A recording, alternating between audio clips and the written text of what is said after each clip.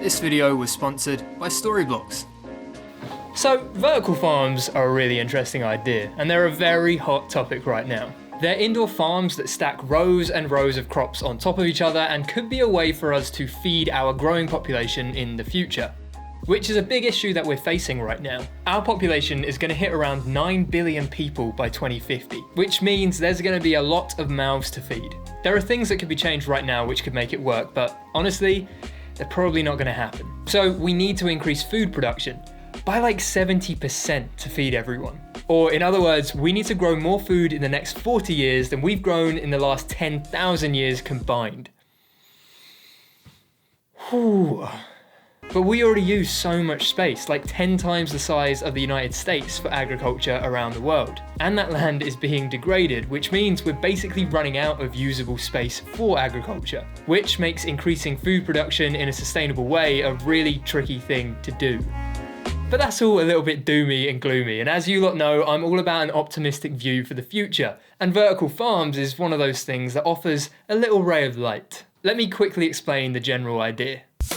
Crops are grown inside using artificial lights, which lets us stack them vertically on top of each other. The environment inside is completely controlled, so light levels, CO2 levels, humidity, temperature, all of that sort of stuff can be changed to exactly what is needed. They're commonly integrated into other structures like skyscrapers and shipping containers and warehouses. And there's a few different growing methods and techniques that are really popular. Like hydroponics, which takes away the soil of a standard farm and replaces it with liquid that contains nutrients like nitrogen and phosphorus and a bunch of other stuff that plants need to grow. Then there's aeroponics, which takes this idea and turns it into mist, which is pumped into chambers where the plants are grown. Then there's aquaponics, which is basically hydroponics plus fish. It combines fish production with growing crops by using the nutrient-filled wastewater from fish tanks and using it to grow the crops in. At the same time, these plants basically purify the wastewater, which can then be recycled back to the fish tanks. Which is a really cool idea of a closed-loop system and could be one of the main solutions to some of the problems that vertical farms face, which I'll get to in a little bit, but first let me look at some of the actual benefits of vertical farms. Okay, so one of the biggest advantages of vertical farms is just how little space they need. Controlled indoor environments let you precisely create the perfect environment. So crops can grow faster, they can be grown more densely, they can be consistently high quality, and without being affected by seasons, they can be grown throughout the year, sometimes even multiple times. So the same area of flat space can produce way more crops than traditional methods. But with vertical farms, you can take it a step further and start stacking that horizontal space vertically on top of itself. Basically producing more and more food in the same plot of land that's only really limited by how high you stack it. Now there are some really hypey claims going around about how much more productive vertical farms really could be. Some are saying like 10 times more and others are saying like 400 times more. But really, it all depends on what crops are being grown and how the whole thing is set up.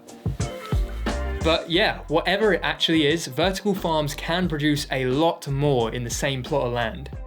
And just imagine what you could do with all of that space that is either saved from destruction or even reclaimed. It could lead to massive areas of land being converted back from farmland into more natural areas with like forests and loads of biodiversity, which could be extremely beneficial in so many ways.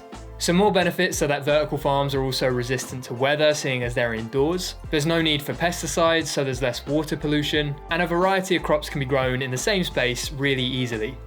It also uses a bucket load of less water, like just 1 to 10% of the amount that traditional farms use, seeing as hydroponics are just better at delivering water to plants than soil is, and the fact that water is recycled within those vertical farms. And seeing as how agriculture uses more water than all other industries combined, and the fact that we're facing a water crisis, well, this is kind of a big deal. And on top of this, vertical farms can be built essentially anywhere. So you could build a farm in areas that currently aren't really great for growing food, or even right in the heart of a city, which could cut out on transport of the food and have it just right next to the people that it's going to be feeding. So it will be more fresh and it will reduce the total carbon footprint of that supply chain.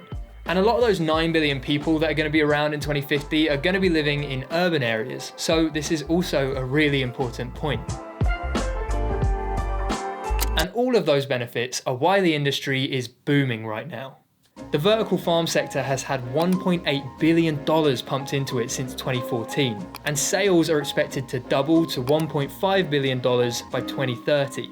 So vertical farm companies are just like popping up everywhere. And there's a lot of big projects happening. Plenty has their largest vertical farm in San Francisco called Tigris that grows kale, leafy greens, mixed spices and herbs, and apparently can grow 1 million plants at a time in a space that's the size of a basketball court. There are a bunch of smaller companies around the world converting discarded shipping containers into smaller scale farms, and recently Denmark built Europe's largest vertical farm in Copenhagen. It's 75,000 square feet and will be able to grow 1,000 tons of greens for local supply each year.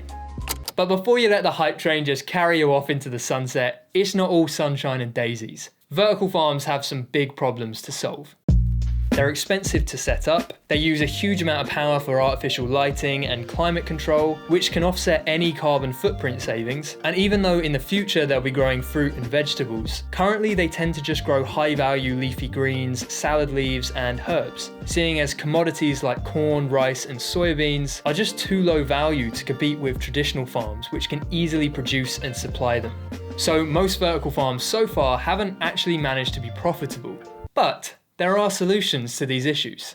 Like that massive vertical farm opening up in Denmark is being powered by wind turbines, and they reckon they can be profitable in their first year in 2021. There's also ways to combine different industries, like with how aquaponics takes advantage of growing fish and plants in the same space with barely any additional energy input. Technology and crop varieties and just the type of crops that's being grown could also improve, which could make production cheaper and means that they could actually compete a little bit more on supermarket shelves. So vertical farms might not replace traditional farms, and honestly they probably shouldn't. But they could play a vital role alongside traditional methods in feeding people like you and me a few years down the line. So just take a second and imagine a future where a city could use a variety of vertical farm methods that are just scattered throughout, sustainably producing and supplying food locally, and just importing whatever can't be grown in that way. Massive areas of land could be converted into usable green spaces with biodiversity which could help fight climate change and just make everyone's lives better in the long run. All while making sure that the 9 billion of us don't go hungry. Sounds like a pretty great future to me. So, I've been wanting to make a video about vertical farms for quite a while now, and I've had these ideas of getting like drone shots over the top of farms or getting footage inside of hydroponic buildings. But that just wasn't really possible this year in 2020 with the world shut down. Which got me a little bit bummed until I realized that Storyblocks had everything I needed. Storyblocks is your one-stop shop for all of your stock asset needs. Whether that's stock footage, motion graphics, After Effects templates, their extensive library is probably going to have you covered. And because it's being updated all the time, it means you're never really going to have to use the same thing twice. Although you might want to, because the clips are so nice. It is the perfect way to add that extra layer of quality and professionalism to whatever project you're working on, which is vital right now seeing as so much is happening over video. I love filling in gaps in my videos of stunning landscape shots and just footage of things that I would never be able to film myself. So get yourself an unlimited subscription with unlimited downloads by heading to storyblocks.com/Tom Carroll and carry on making what you love with my favorite stock asset website. And I just want to take this opportunity to say an additional massive thank you directly to Storyblocks for being such massive supporters of this channel. Especially this year, they have really stuck by me and helped me to keep creating this content for all of you lot. So make sure that you hit that link that is down below and just show them some love. Thank you so much, Storyblocks. And that is it for this episode. There's still some more coming before the end of the year, so make sure you're subscribed if you're not already, hit that notification bell, and I will see you in the next one, my friends.